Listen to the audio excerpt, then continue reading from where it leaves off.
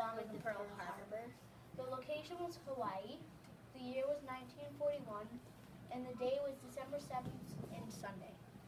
The Japanese plan was simple: destroy the Pacific Fleet. That way the Americans wouldn't be able to fight back as Japan's armed forces spread across the South Pacific.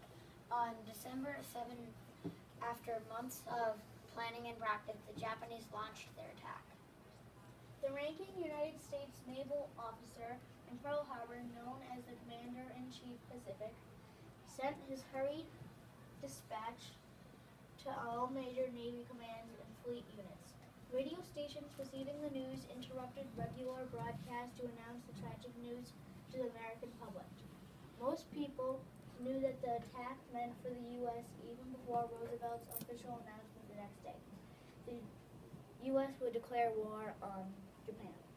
The U.S. was already close to joining in the war, but in an attempt to perceive its stance is in isolation.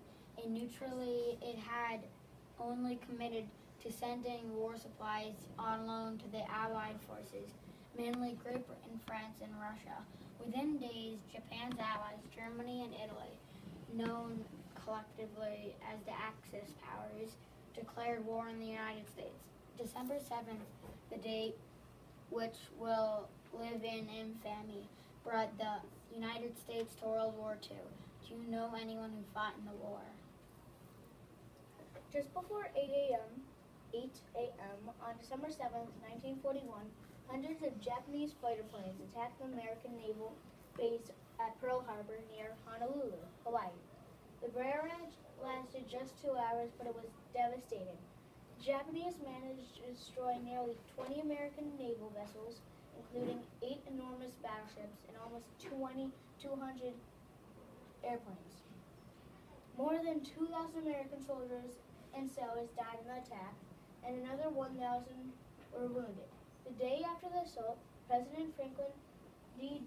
Roosevelt asked the Congress to declare war on Japan. Congress approved his declaration with just one dissenting vote. 3 days later, Japanese allies, Germany and Italy, also declared war on the United States, and again Congress reappropriated. More than 2 years into the conflict, America had finally joined World War II. Sunday, December 7th. Islands of Hawaii near Oahu. The Japanese attack force under the command of Admiral Nagumo, consisting of 6 carriers and 423 planes, is about to attack. At 6 a.m., the first attack wave of 183 planes takes off from the carriers located 230 miles from Oahu, and heads for the U.S. Pacific Fleet at Pearl Harbor. But no one believed that the Japanese would start the war with an attack on American territory. For one thing, it would be terribly inconvenient. Hawaii and Japan were about 4,000 miles apart. For another, American intelligence officials were confident that any Japanese attack would take place in one of the Indies, for instance, or Singapore, or Indian Ocean. Because American military leaders were not expecting an attack so close to home, the naval factories at Pearl Harbor were relatively undefended. Almost the entire Pacific Fleet was moored around Ford Island in the harbor, and hundreds of airplanes were squeezed onto the edge of airfields. To the Japanese, Pearl Harbor was an irresistible target.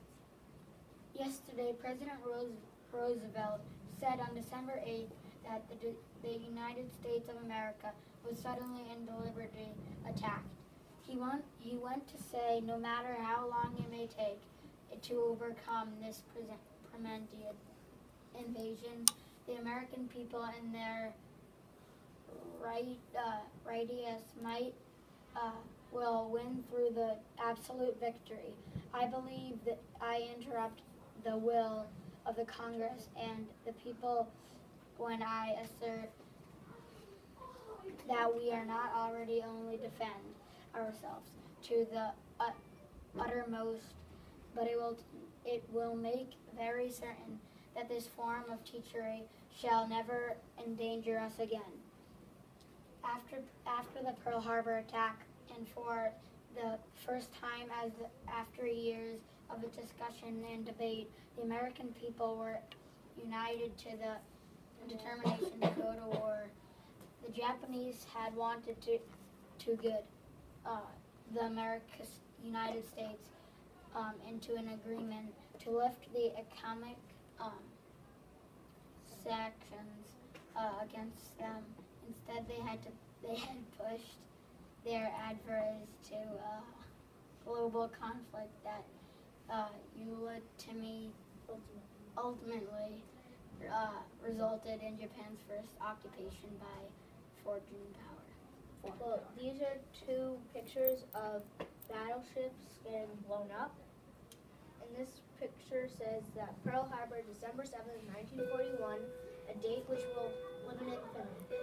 No matter how long it may take us to overcome this predicted invasion, the American people, in their righteous might, will win to an absolute victory. This was said by President Franklin D. Roosevelt.